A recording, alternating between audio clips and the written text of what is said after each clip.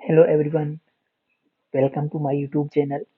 आज हम बात करेंगे diploma in pharmacy part first के फार्मास्यूटिक सब्जेक्ट के बारे में।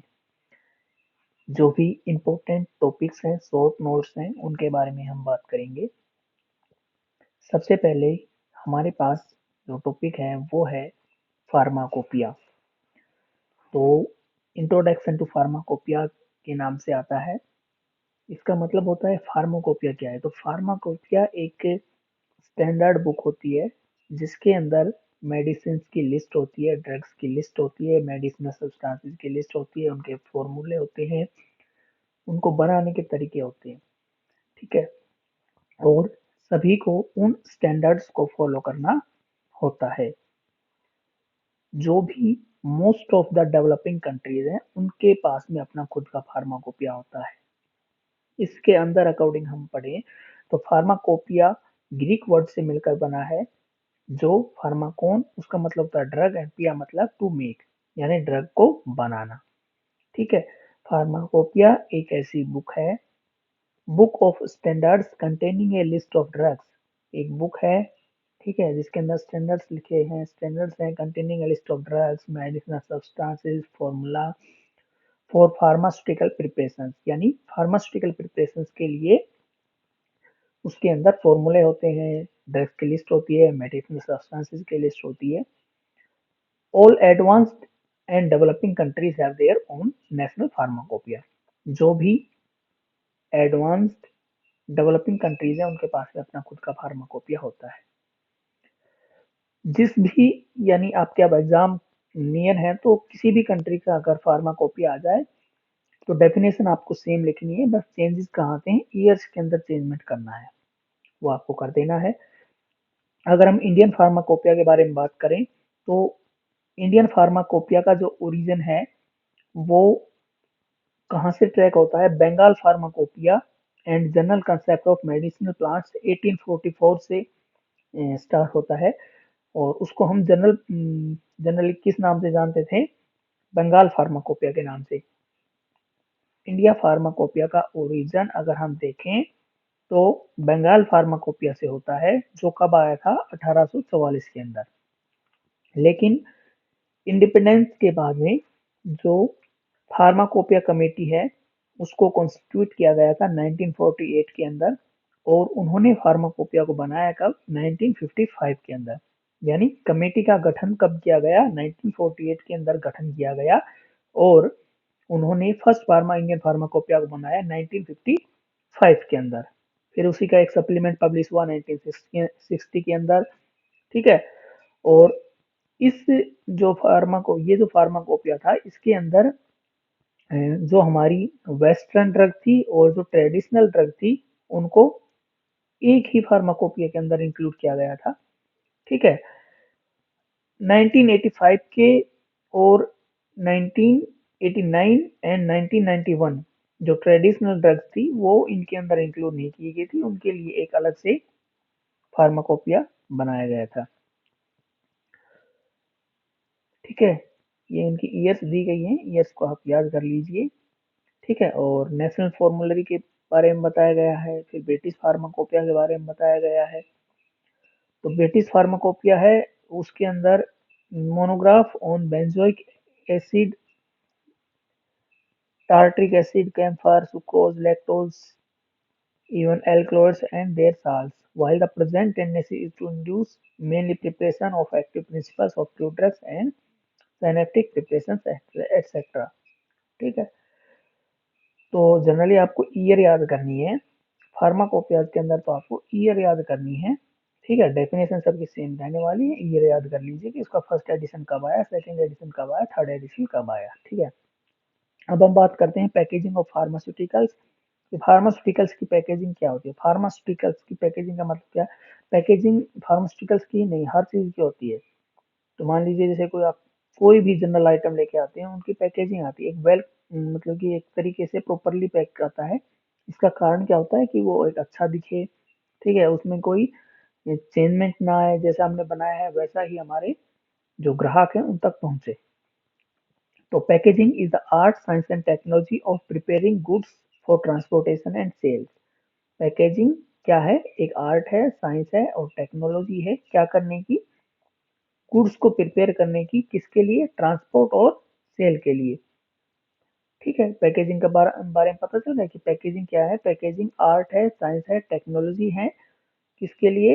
और preparing goods for transportation and cell.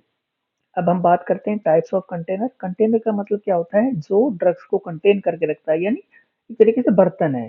ठीक है। तो इसमें टाइप्स ऑफ कंटेनर में आता है कि according to number of doses packed, यानी कितनी संख्या में डोजेस पैक की गई हैं उसके अकॉर्डिंग पहला जो टाइप्स ऑफ कंटेनर वो है उसमें आते हैं सिंगल डोज कंटेनर और मल्टी डोज कंटेनर।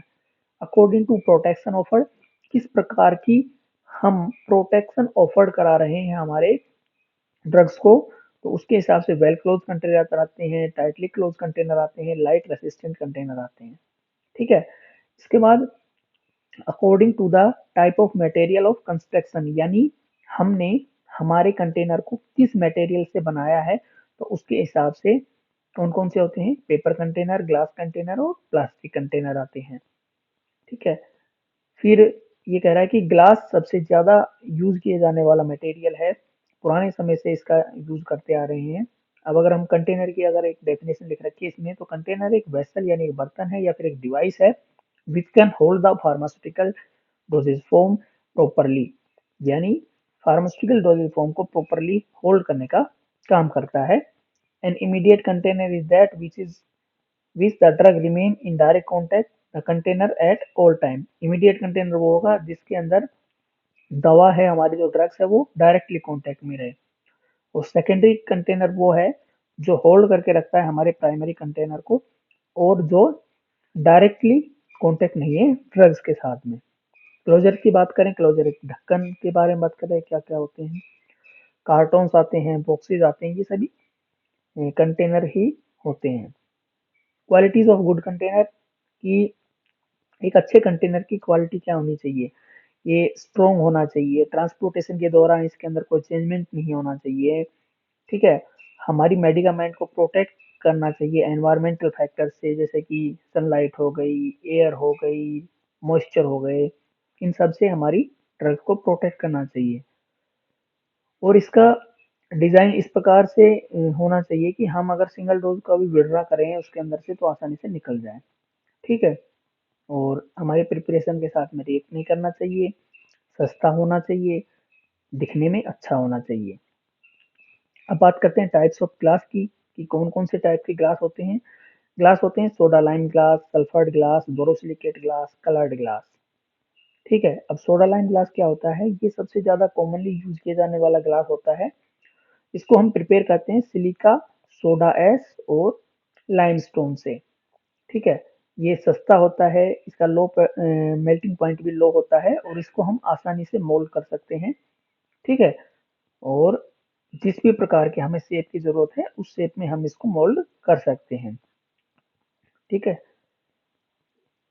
फिर इसकी जो कंपोजिशन है वो उसके बारे में बताया गया है कि जो सोडा लाइम ग्लास है उसके पास में क्या क्या होता है, किस किस से मिलकर बना होता है। सिलिकॉन डाइऑक्साइड होता है 66 से 75%, सोडियम ऑक्साइड होता है 12 से 19%, कैल्शियम ऑक्साइड होता है 6 से 10%, पोटासियम ऑक्साइड होता है लेस देन 1%, मैग्नीशियम ऑक्साइड होता है लेस देन 1%, एल्यूमिनियम ऑक्साइड होता है लेस देन 1%।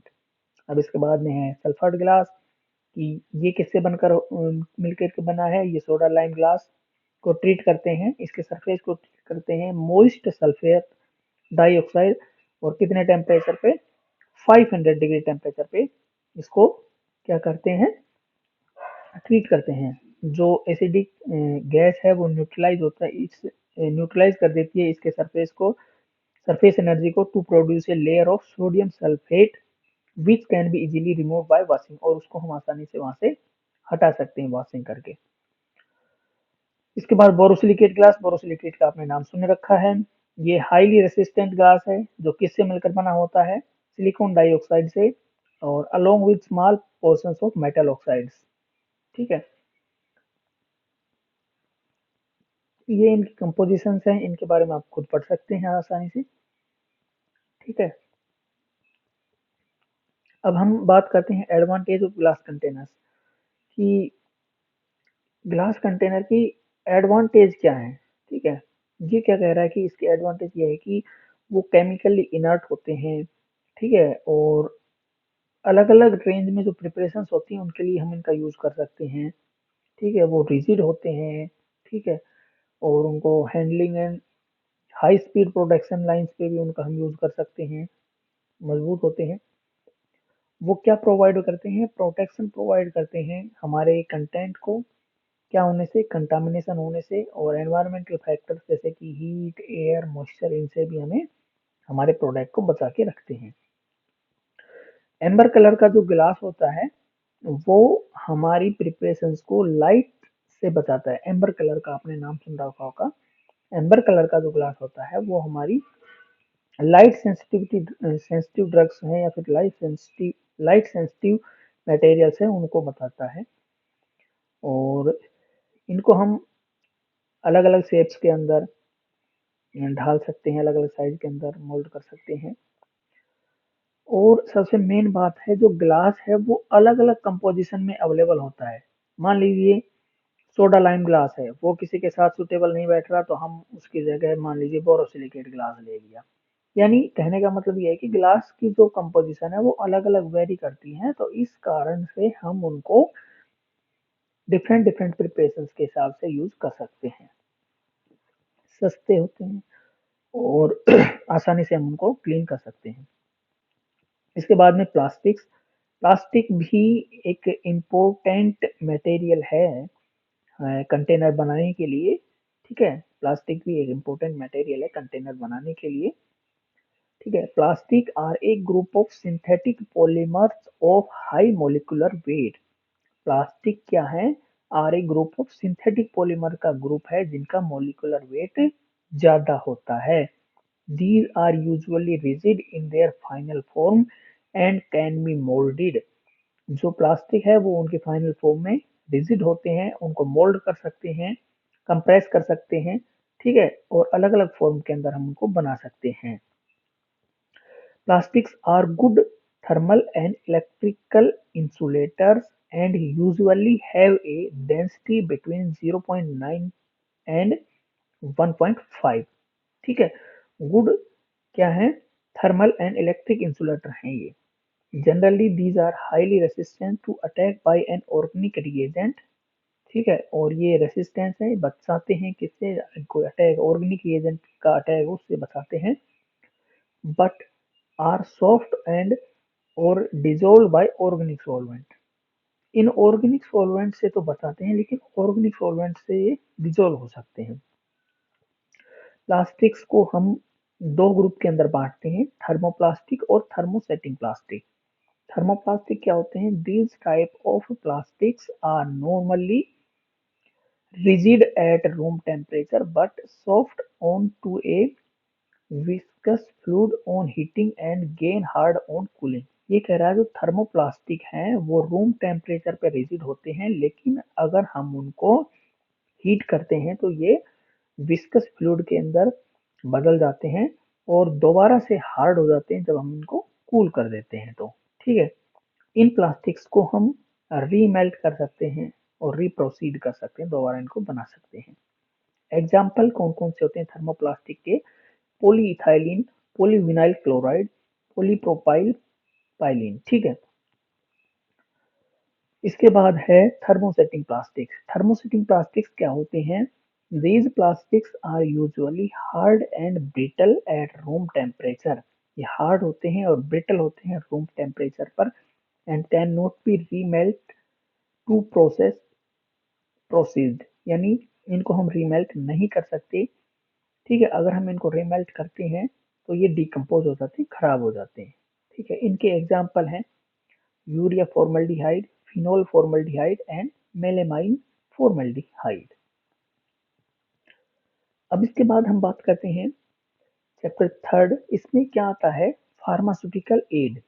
देखो, एड का मतलब होता है सहायक। फार्मास्यूटिकल एड का मतलब फार्मास्यूटिकल प्रिपरेशंस को बनाने के लिए जो भी सहायक की भूमिका में रहेगा, यानी इनका कहने का मतलब लीड रोल नहीं है, यानी मूवीज के अंदर लीड रोल आता है, लीड रोल में नहीं है लेकिन सहायक रोल है इनका। ठीक है, जो भी सहायक हैं उनके बारे में बात करते हैं। यानी फार्मास्यूटिकल प्रिपरेशन को बनाने के लिए जो सहायक की भूमिका प्ले करते हैं उनको हम फार्मास्यूटिकल एड कहते हैं। इसमें डेफिनेशन के अकॉर्डिंग अगर हम पढ़ेंगे, क्या कह रहा है कि जो फार्मास्यूटिकल एड हैं are the drugs which have no or little pharmacological effects but they are essentially used in preparation। ठीक है, कह रहा है कि जो फार्मास्यूटिकल एड है वो कोई उनका फार्माकोलॉजिकल इफेक्ट नहीं होता, होता भी तो बिल्कुल लिटिल होता है, लेकिन असेंशियली यूज किए जाते हैं प्रिपरेशन के अंदर। Example benzoic acid, benzoyl calcium chloride. ठीक है, फिर कह रहा है कि इनके कौन कौन से एग्जाम्पल हैं, जैसे कि ऑर्गेनोलेप्टिक एडिटिव्स। ऑर्गेनोलेप्टिक एडिटिव्स क्या होती हैं, जो प्रमोट करती हैं अपीयरेंस को, पैलेटेबिलिटी को। पैलेटेबिलिटी का मतलब होता है खाने योग्य बनाना, पैलेटेबिलिटी को, palatability of pharmaceutical dosage form। If the product does not have acceptable color, flavor and taste, the patient would try to avoid using it। यदि हमारी फार्मास्यूटिकल जो डोजेज फॉर्म्स हैं उनका अच्छा कलर नहीं होगा, अच्छा फ्लेवर नहीं होगा, अच्छा टेस्ट नहीं होगा, तो पेशेंट उनको एक्सेप्ट नहीं करेगा, उनको अवॉइड करेगा यूज करने से। इस प्रकार के जो भी एजेंट है उनको हम एक कलेक्टिवली जो टर्म है उसको ऑर्गेनोलेप्टिक एडिटिव्स भी बोल सकते हैं। जैसे स्वीटनिंग एजेंट, स्वीटनिंग का काम क्या हो गया,